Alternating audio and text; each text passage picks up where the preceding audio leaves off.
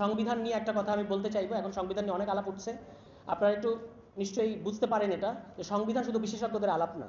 সংবিধান আমাদের এই আম জনতার, আপনার আমার বিষয়। সুতরাং এটা আমাদেরকে বুঝতে হবে, আমাদেরকে নিয়ে আলাপ করতে হবে। যারা বলে যে তুমি কি বুঝো সংবিধানের, তাকে বলবেন যে গেট লস্ট।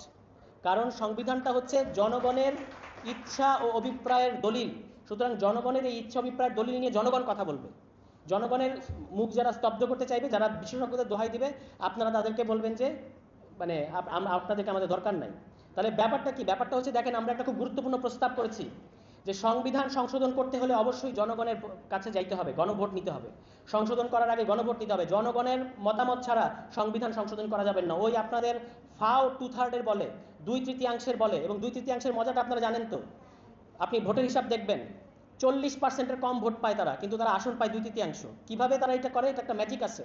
ধরেন চট্টগ্রাম অঞ্চলে একটা কোনো দলের, বিশেষ দলের ভোট বেশি, সে এখানে আসন বাড়িয়ে দেবে, আর যেখানে তার ভোট কম সেখানে আসন কমিয়ে দেবে। এভাবে তারা আসনের মার পেয়েছে 2/3 পায়, কিন্তু ভোটের হিসাবে দেখবেন যে দল 2/3 পেয়েছে আসন, সে ভোট পাইছে 40%-এর কম। এত কম পার্সেন্টেজ পেয়ে তারা সংবিধানের এমন এমন সংশোধনী করেছে, যার জন্য বাংলাদেশে আজকে আমাদেরকে ঢুকতে হচ্ছে।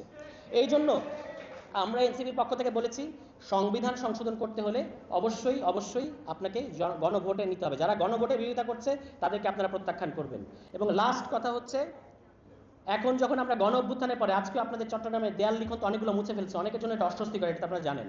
এই দেয়াল লিখন কাদের জন্য অস্বস্তিকর একটু বিবেচনা করবেন। শুধু কিন্তু আওয়ামী লীগের জন্য অস্বস্তিকর না, আরো অনেক মাঠে অনেক খেলোয়াড় আছে যাদের জন্য এই যে দেয়ালে আপনারা যে কথাগুলো লিখেছেন এগুলো খুবই অস্বস্তিকর, তারা চায় এগুলো মুছে যাক। তো এই দেয়াল লিখনগুলো আমি পড়তে পড়তে আসতেছিলাম, এবং সেখানে আপনারা দেখবেন সঠিক প্যাড আর সঠিক তথ্য দিয়ে এসব সামলে নিব এক হয়ে।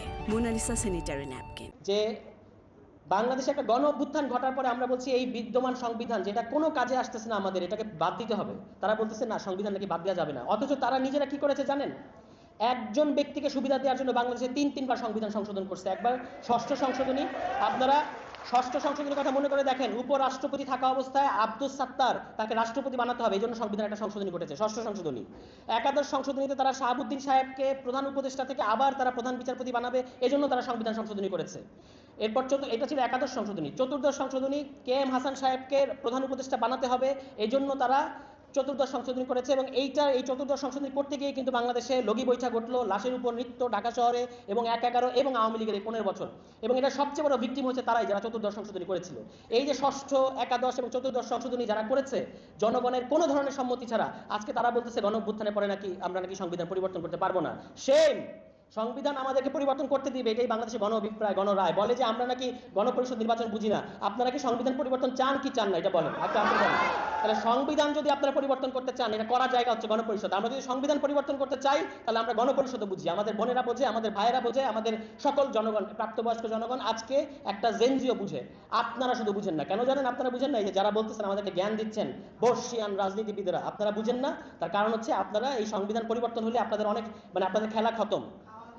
আপনাদের আসলে আর বাংলাদেশে আপনারা এক্সপায়ার্ড হয়ে গেছে। দ্রুত এটা মেনে নেন যে আপনারা এক্সপায়ার্ড। এই রাজনীতিবিদদের দিয়ে আর হবে না, এই তথাকথিত বর্ষিয়ান রাজনীতিবিদদের দিয়ে। এই নতুন সময়ের জন্য নতুন ধরনের রাজনীতি দরকার।